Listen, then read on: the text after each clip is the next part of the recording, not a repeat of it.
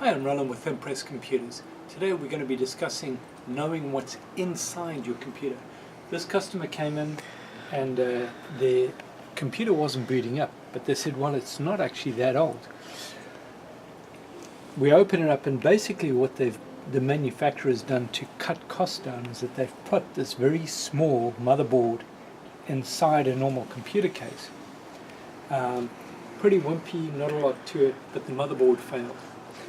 So we're getting them hooked up into a refurb machine with a 3-year warranty, and you'll see a big difference on what's inside, because when you get something like this, telltale factor, if your computer has an AC adapter, then you know it doesn't have a real motherboard, it's got a laptop motherboard inside.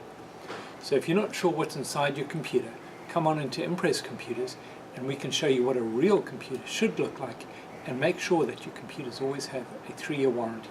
Give us a call, 281-647-9977.